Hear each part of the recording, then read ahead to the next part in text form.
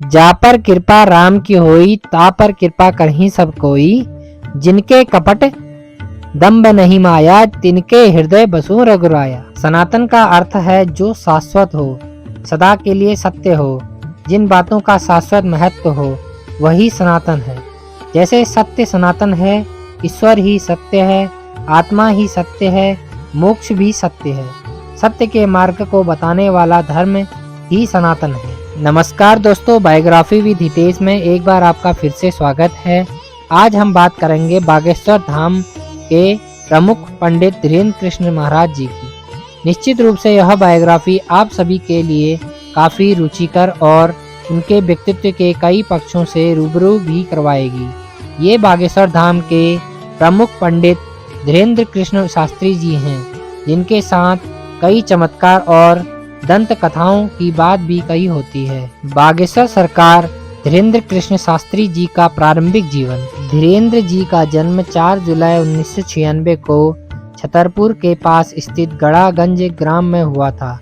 इनका पूरा परिवार आज भी उसी गड़ागंज में रहता है, जहां पर वह प्राचीन बागेश्वर धाम का मंदिर स्थित है।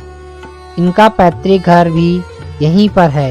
यहीं इनके दादाजी पंडित भगवान दास गर्ग सेतुलाल भी रहते थे। इनके दादाजी ने चित्रकूट के निर्मोही अखाड़े से दीक्षा प्राप्त की थी, जिसके बाद वे गड़ा गांव पहुंचे। यहीं पर धीरेन्द्र कृष्ण के दादाजी भी दरबार लगाया करते थे। उन्होंने संन्यास आश्रम ग्रहण कर लिया था। धीरेन्द्र महाराज के गड़ागंज वाले पैतृक घर में माता पिता व उनका एक छोटा भाई भी रहता है। इनके पिताजी का नाम राम कृपाल गर्ग है, जो नशे की आदी थे, जिस कारण वह ज्यादा कुछ करते नहीं थे। इनकी माताजी का नाम सरोज गर्ग है। धीरेन्द्र के छोटे भाई शालिग्राम गर्ग जी महाराज हैं, वह भी बालाजी बागेश्वर धाम को समर्पित हैं। धीरेन्द्र जी के पिता के कुछ न करने के कारण परिवार की आर्थिक स्थिति बहुत खराब थी। 3 दिन तक खाने का अभाव रहता था। जैसे तैसे गृहस्थी चला करती थी। रहने के लिए एक छोटा सा कच्चा मकान था, जो बरसात के दिनों में टपका करता था। इसे हनुमान जी का आशीर्वाद कहिए या फिर किस्मत का खेल। इतनी कम उम्र में धीरेन्द्र महाराज शानदार मुकाम और प्रसिद्ध हासिल की है। बागेश्वर धाम धीरेन्द्र कृष्ण शास्त्री जी की शिक्षा। धीरेन्द्र कृष्ण ने अपनी प्रारंभिक शिक्षा गांव के ही सरकारी स्कूल से प्राप्त की। उन्होंने 8वीं तक की शिक्षा अपने गांव में ही ग्रहण की। इसके बाद आगे की पढ़ाई के लिए उन्हें 5 किलोमीटर दूर गंज के स्कूल में जाना होता था। आर्थिक अभाव के कारण 5 किलोमीटर का सफर प्रतिदिन पैदल ही तय किया करते थे। यहाँ से उन्होंने 12वीं तक की पढ़ाई की।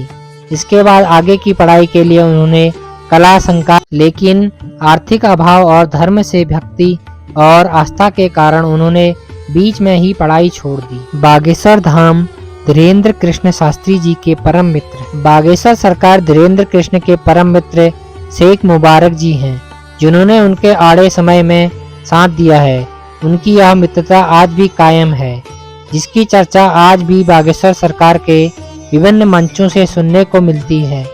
इनकी मुलाकात भी एक दिलचस्प घटना के कारण हुई। डॉक्टर शेख मुबारक अक्सर निजी काम के सिलसिले में छतरपुर से जाया करते थे। तभी गड़ागंज में उनकी मुलाकात धीरेन्द्र कृष्ण से हुई, जो उनसे उम्र में काफी छोटे थे।